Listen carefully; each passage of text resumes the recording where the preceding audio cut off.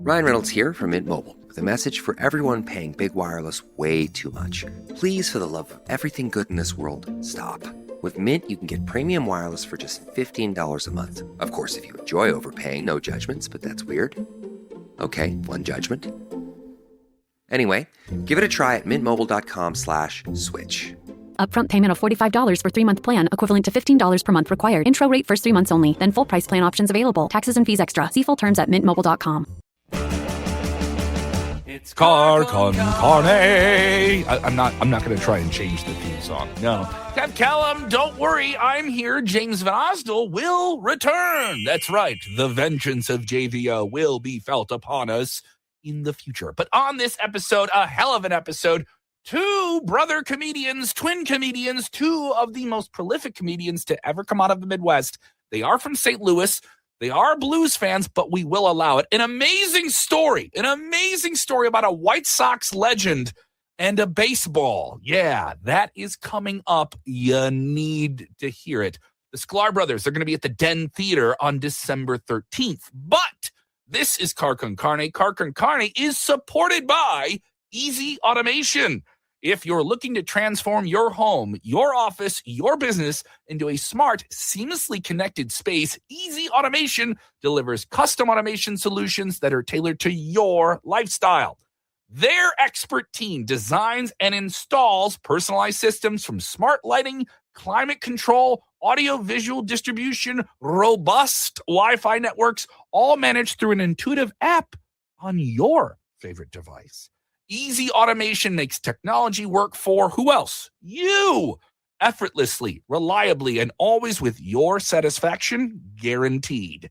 Yes, visit easy-automation.net. That's easy-automation.net. Or call Dan. That's right. Someone is on the other side of a phone, and they're a human being. Dan, yes, call him at 630-730-3728. That's 630-730-3728, and take control of your environment today. Car Con Carne also sponsored by Exploding House Printing. Brands, listeners who want to get the word out, creative people like you and me, it's time to check out Exploding House Printing. They can help with your screen printing, your embroidery, and other merch needs. Exploding House is truly local, based in Hermosa, Chicago, for Chicago businesses, small businesses, and creatives, which is like, you and me. I got to talk to these guys. I got a comedy special coming out. I should get some merch, right? Yeah. And they've worked with some great brands, trusted names like Logan Arcade, Gino's East, Shure Microphones, Dante's Pizzeria. I'm getting hungry just reading that. Exploding House has been doing screen printing for decades, which means they have the technical expertise to make your stuff great. Exploding House delivers production efficiency, cost awareness, and offer boutique print shop quality for a much lower large print shop price. Want to see their work? Go see them on Instagram at Exploding House. That's at Exploding House. Or just email them through their website, info@explodinghouseprinting.com. That's info@explodinghouseprinting.com for a quote. It's two comedians for the price of one. To buy one, get one from the Sklar family. We got Randy and Jason, the Sklar Brothers, the brothers of comedy. I don't know. I'm going with all the corny phrasing, right, guys? St. Louis is finest right here. Yeah, St. Louis's finest. We got some regional rivalry right here. You guys are going to be doing two shows at the Den Theater right there off Milwaukee Avenue in Chicago on December 13th. You guys are well known for combining the intersection of sports and comedy, but you're St. Louis fans, which is that's a regional conflict for me. I don't know anymore. We've been away from St. Louis for so long. I mean, I'll always be a St. Louis Blues fan. When they won the Stanley Cup in 2019, it was the culmination of everything. I'm like, should I die now? I think I need to die now.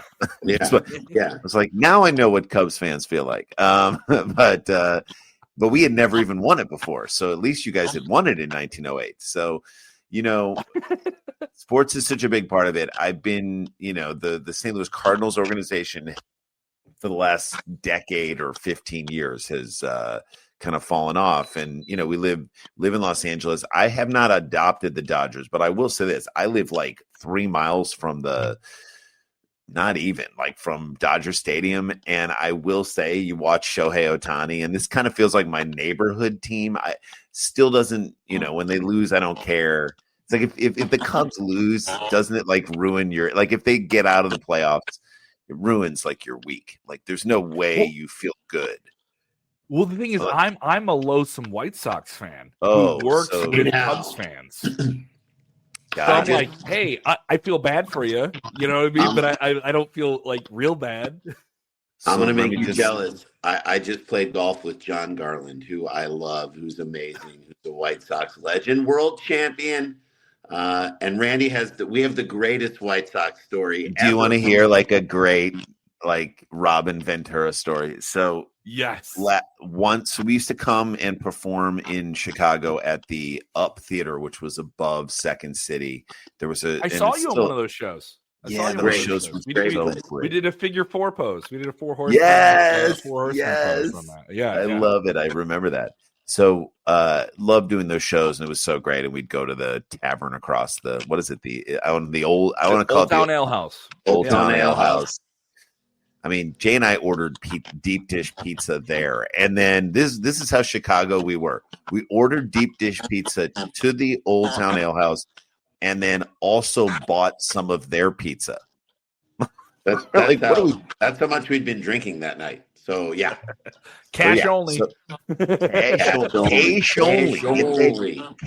only. So we go to we're performing there, and then it's always a wonderful nod when the good people, the main stage players, ask you as performers on a Thursday night when you only have one show, up, to come down and either deliver the monologues that they can improvise off of, and if they really liked you, they would let you deliver the monologues and then improvise with them, which they did. And it was a phenomenal main stage crew that included Adie Bryant, who went on to SNL, and Tawny, she was in there. I mean, was Michael Bryan in there, Jay? Maybe he might have been. Yeah, our good friend Michael Bryan. So it was just an incredible main stage group, and we did the monologues and then improvised with them, and it was so nice. Then after the show, who comes backstage? Because there's always famous Chicago luminaries who show up at these shows, you included, Kevin.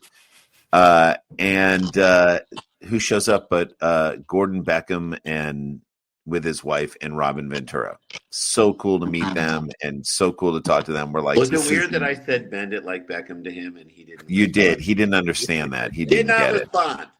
Did not get it. So we met him and it was just like phenomenal. And we're like, what a great Chicago thing. We are doing shows at Up. They asked us to perform at Second City, which is a longtime dream of ours. And then here we are meeting the manager of the White Sox. And here we are meeting the man who Nolan Ryan punched several times in the top of the head. Right? We're meeting him. It like hit us in the top of the head over and over again, how wonderful this whole thing was. So amazing experience, tuck it away, super cool. Come back to LA, and a friend of ours who is long time, I mean, his family had season tickets back like when Sandy Koufax was pitching back in the early 60s. So like our friend Stan Brooks, he said, I got 2 extra tickets to the game, and they sit like, I don't know, 10 rows back behind home plate or 19 rows back right on the first base side of home plate. You guys want to come? Sure. We don't even know who's playing. We're going to show up. So we show up, we get to the ballpark, and who are they playing? It's an interleague game, and they're playing the White Sox. This is like a week after we just saw. We're like, of course, we know Robin Ventura. He's our friend. This is like the scene in Animal House. We're like, hey, Otis. He loves us, right? He loves us. So we're like, we know Robin Ventura. So the entire game, surrounded by Dodgers fans, like we don't give a crap. We get up and we're just screaming for Robin. Robin! It's us. Okay. And like their dugout is kind of 19 rows below us. Finally, Canerco comes out of the dugout and sees us acting like yahoos, screaming. By the way, everyone around us is like, what are you doing? And our guy the guy who brought us is like, what are you doing? We're like, Robin. We're like, get Robin. Robin Ventura comes out, sees us, points at us, like, oh my God, sees us, it's recognition. It's incredible. He's like, come on down. It was validation for us, really. So he waves us down. We come down by the gate, by the dugout. So you guys pinch hit for the White Sox, right? So we come in and we do it great. No, so we come in and and he's like, come down after the game and meet me here after the game. So we're like, okay. White Sox win, so he's in a good mood. We bring Stan with us, who's like, again, been to this stadium since like the early 60s as a kid. 60 years. Robin's like, come on, let's come with me after the game. We go down, we go into the dugout, under the dugout. Like this guy had never, ever been. Like he'd been on the field, but he'd never been in the dugouts. We go to the visitors' dugout, which is admittedly a piece of crap. I mean, like, I'm sure Dodgers. Not the dugout. The dugout is not a piece of crap. The dugout is fine. It's what's underneath the clubhouse. The manager's office. Right. The manager's office is like, it looks like a place where someone had just been fired. There's nothing in it. It's really bare. We had to walk by all these like pipes and like the heaters and the boiler room. I'm like, where are we walking? It felt like when Spinal Tap was like, where is this? Hello, Cleveland. We were like walking around trying to find this. He didn't really know where he was going. And then we get to his office. He's like, you want a beer? We're like, yeah, let's crack open a beer with Robin Ventura and hang out. He's like, now listen, Canerco, first of all, cursing every other word, and I'm not going to do it, but every other word was F this, F that. It was so funny. And we started cursing because you get around that and you're like, he's asking us normal questions that don't need cursing. We're like, F yeah. It's so funny. So like, we were just going nuts. And Canerco comes in and he's the biggest Cheap Seats fan. He used to watch the show all the time and he nerds out so hard.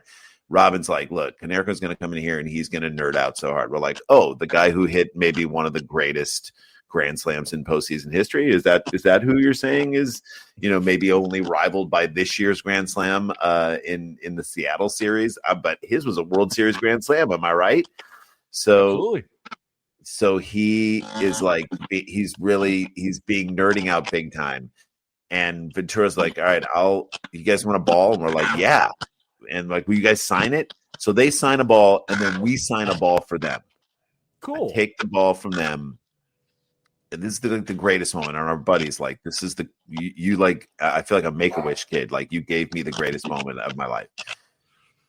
We leave, and now, of course, this is like our dad in us. Like our dad when we used to go to St. Louis Cardinal football games, would like park so far away just so that like, as soon as the game was over and the Cardinals were usually losing, football Cardinals, we would like leave and then we'd be the first one to our car and then we'd leave and drive home and we'd beat all the traffic. Okay. So I picked that up for my dad and I park in Elysian Park. I don't even park in the Dodgers parking lot because you don't want to get caught in that circle of death. So I park in the park right behind it. So I'm walking back to my car, literally floating that this whole experience happened. But I wasn't expecting to see him and I'm so happy. I got the ball in my hand and these two young people, cool young people are like, hey, do you know how to get to, we're trying to get an Uber to go to Silver Lake. And I'm like, I live in Silver Lake. You know what?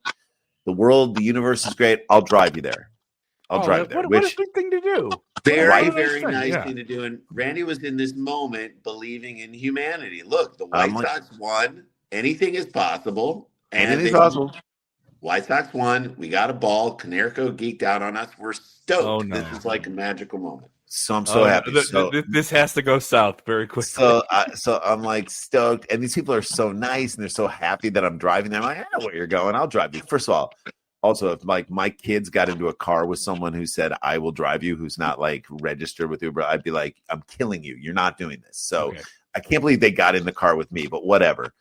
So I come in, I put the ball down, whatever, in the front, go in and I put it in and I drive them to and I'm again still flying. I'm telling them the whole story about everything and how this whole thing went down. And I drive them like the 7 minutes it takes to drop them off. And I go back home and I'm just like discombobulated just because this whole thing happened.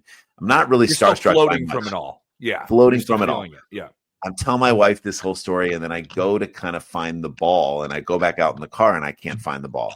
I'm like, these And of course, I'm cursing because I'm still in Robin Ventura land, and these mother effers took my ball, and suddenly I'm like, humanity sucks. Like, do not trust anyone. If you this became Randy's philosophy on life that he carried across the entire board. He's like, remember that time when those people got in the car and I was trying to do a nice thing? They're just going to take your stuff. They're just going to take your ball. Like, you try and do something nice for people, they will take your most prized possession in that moment. They will take it from you, and that is the way life goes. That was literally a strain of philosophy for me. That was it. That was the narrative.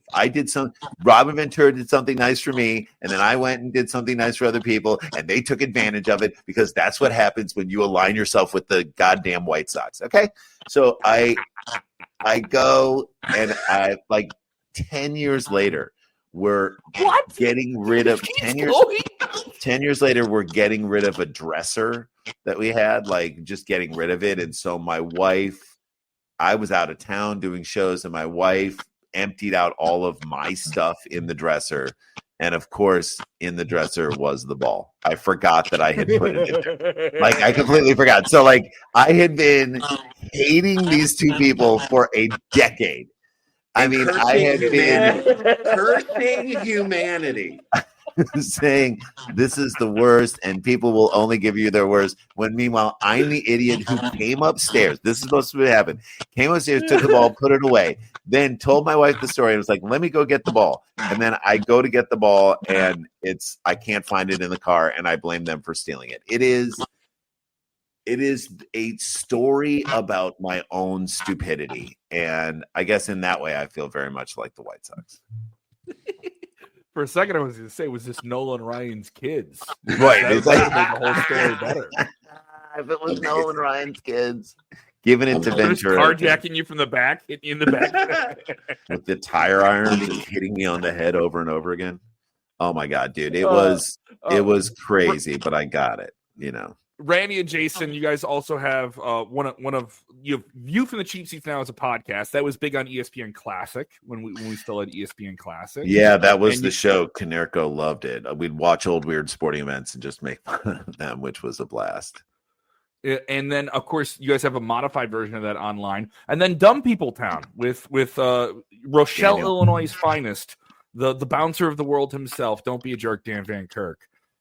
Who I technically knew of before I heard him on your podcast, because he worked with my cousin at the Chicago Reader.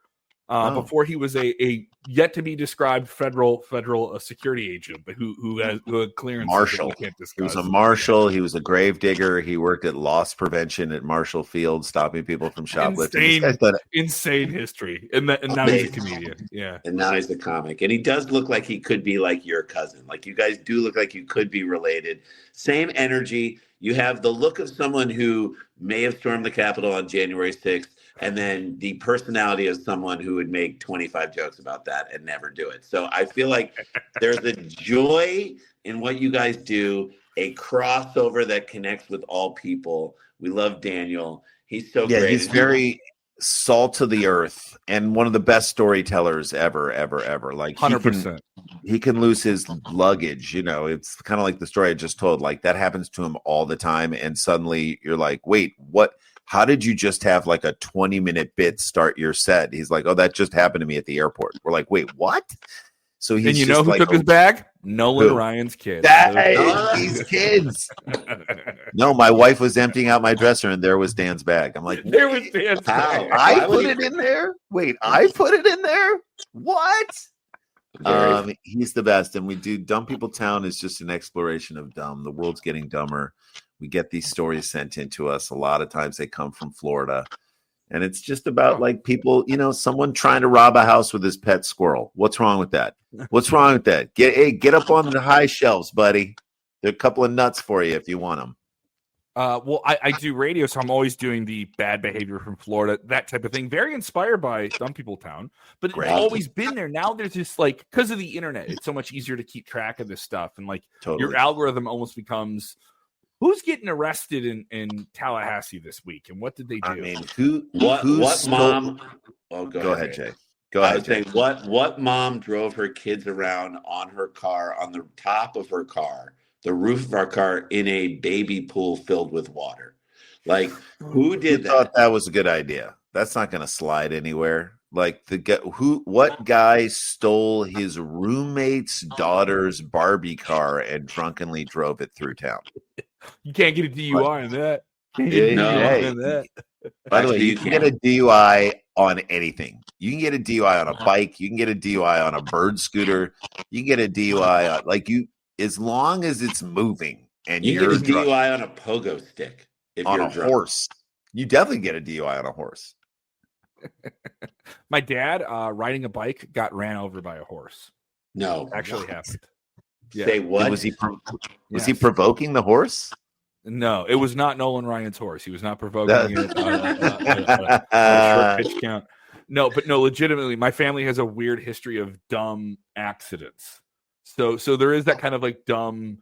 Perfect. I wouldn't say we're dumb people. We just have dumb accidents. You guys have dumb luck. That's what it is. You guys have dumb luck. Luck. I've also done dumb things. I'm the one. My call to fame in the family before I even did comedy was I glued my left eye shut when I was 5. Oh, so I mean, God. Like, you can't really live that down. You know what I mean? I was doing bits before I knew it. I don't even feel bad for you. I've just immediately felt bad for your parents who had to deal with that and like get it done and go to the. They're like, just put an eye patch on him. He'll be a pirate for Halloween. Everyone just relax. We'll deal with it. It'll. My mom said your eyelashes never grew back. Your eyelashes never grew back, Kevin. They never grew back. It was your You can't wink at people. You can't wink at people. You're like, I can wink at people, but the eyelashes make it nice. Why did you say it like Adrian from Rocky? You can't wink. You can't do it, Rock. My favorite thing about Rocky is that he's supposed to take place in Philadelphia, and it sounds like It sounds like Jersey, not South Jersey, but North Jersey. North Jersey, or Brooklyn. Now, Philadelphia has a very specific accent. How great would it have been if like Rocky had like the most Philly accent? Hey, Adrian, get out of that coma. Hey, go grab a towel, Nick. Don't throw in the towel. Apollo Creed, you gotta swallow your L's. Hey, go grab me. What do you want me to do, Adrian? I gotta go pound some meat, Adrian.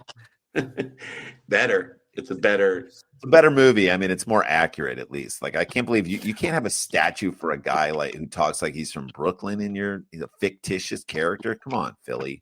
Chicago would never do that. Chicago would never do it. Chicago would never do it. We would also make him pick a side too. You'd have to know.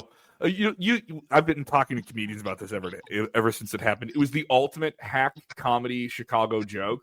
Instantly, when we found out that the Pope was from Chicago, like within 20 seconds, they're interviewing people on the Mall of the Vatican, asking him, I understand that he's a Cubs fan. He has not even been like officially sworn in yet. You know what I mean? No. Like it's already there. You know? Isn't he a White Sox fan? He is a White Sox fan. Yeah. So like the guy understands that the meek will inherit the earth. I mean, just understand it. Like he is there. Give me your poor, tired, hungry. I mean, that's exactly. If he was a Cubs fan, I'd be like, no. Absolutely not. I mean, look, any team. Look, I heard they should have known he was a White Sox fan when they hired Nancy Faust to be the organist at the Vatican. They did. They hired Nancy Faust. She's rocking it out. That's a deep pull. That's a deep cut. That is a deep pull. The organist for the White God Sox. Bless Nancy Faust. I do. Yeah. I mean, like I love that he's from Chicago. I mean, I absolutely love it. Like, you think of the Pope as this ethereal person who comes from like a small town in Italy or wherever he's from. Like, he could be a German. We don't know where he is, but like the fact that he's from like the Chicago suburbs, it's kind of nice. Like, Chicago should walk around like, how's it been? How's your time as the Pope been? Oh, it's been fun. We've been having some fantastic fun. We're having good times out here in the Vatican. Just having some fun out here in the Vatican. In the Vatican. We remodeled some of the Vatican. So I do I did one impression for my daughter that would make her laugh, because of course children of comedians don't laugh at anything that their parents say ever, ever, ever. But I would do one impression. You're still dad. You're still dad. I'm still dad. Yeah. Yes, Yeah. I'm a flawed human. Yeah, God, why are you doing that? I used to do an impression of a Chicago guy learning how to dab for the first time. That was so. Like what do not I do? understand. What do I do? I just dab it over there like that, and then I dab it over there like that. She would lose her mind. It was so fun. She didn't even understand that I was being like an old Chicago cop. Like, oh, I just dab it over there, and she just take it over there. Just put my arm up there and dab it like that. Damn it! It for some reason would tickle her funny bone. And it made me so happy, because I'm like, I can't wait to take you to Chicago for you to just hear people talking like that on the L train or something like that. You're going to lose it. It's the best. Bing bong. This is Addison. Yeah. Hey, You've arrived at Addison. Get off the train. This is your Doors stop. open Get on off. the right. Yeah, doors open on the right. Get off the train and have some fun. Good time. Call your mom at the payphone. Let her know that you're fine. Tell her you're doing fine. And grab her a slice on your way home. I don't know who you think you are. She fed you your whole life. What are you, goofy? You can't give your mom a slice when you can't go down there and you grab don't her think she want you don't think she wants a slice? Get it for her. She's sitting at home waiting up for you. You're the guy who's going out on town. You got to give her something good. God. You can go out on Rush Street and not bring something back. I mean, St. Louis has a dumb accent. I mean, it's just insane. What's the St. Louis dumb accent? St. Louis accent is we're out on Highway Farty Far, next to the Gravoy Bootery, the Sundance Silver and High, DeBevo Mill, the Bales Factory Outlet Mall. We're going to be out there for about a half hour. Half hour, 45 minutes. I'll tell you something. It feels Chicago little. Adjacent. That woman's money hungry and she's power hungry. She's power hungry. Power hungry. I didn't know there wasn't an R in Washington. You're like, there is Washington. Stop. We're out in Washington, Missouri. Washington. Go wash your leg. And grab an egg out of the fridge. An egg. I have to do this. I have to do it. I have to go down to the arch. But I don't want to keep you guys going too long. Once again, December 13th, Den Theater, 2 shows, a beautiful venue, by the way. I've seen Maria Bamford there. David Tell has played there. A great spot for you guys. Let's sell it out. Let's sell these shows out. Room. I mean, we really love Chicago. It's been so long since we performed there. We've performed at a bunch of great venues throughout the years. The Lakeside Theater. We recorded a special at Lincoln Hall. We've done so many. The main stage theater, which was up kind of near Loyola. That was a really cool venue up there. Yeah, and we've been all over the place, and we went many times. So, and then we've been to the Den Theater. We went once. So I'm excited to come back and do these shows. And the Den is awesome. It's a great place to see comedy in a really cool area. Let's fill it. Let's fill it with people who love your show, because I think they would dig what we do. And it's just a night of fun. It's a blast. Well, obviously, if you like Q101, I think you have a sense of humor already, since we're the alternative people, and I appreciate that. And so definitely get the podcast. 2 podcasts out right now, active. Dumb People Town and View from the Cheap Seats as well. And the website is supersklars.com. One of the first comedian websites I went to back in the day when people started to have their own websites was supersklars.com. It was us. I was back in the county. Oh, yeah. Oh, dude. I love it. Yeah. OG listener. OG. We'll see you there Saturday. We will see you there on Saturday night. I will be there. That is right after we have a residency at the Aragon Ballroom with Q101 Twisted. So that'll be how I close out that week. So, dude, that's once again, two of the funniest guys, the best people I've ever met, probably from St. Louis, right there.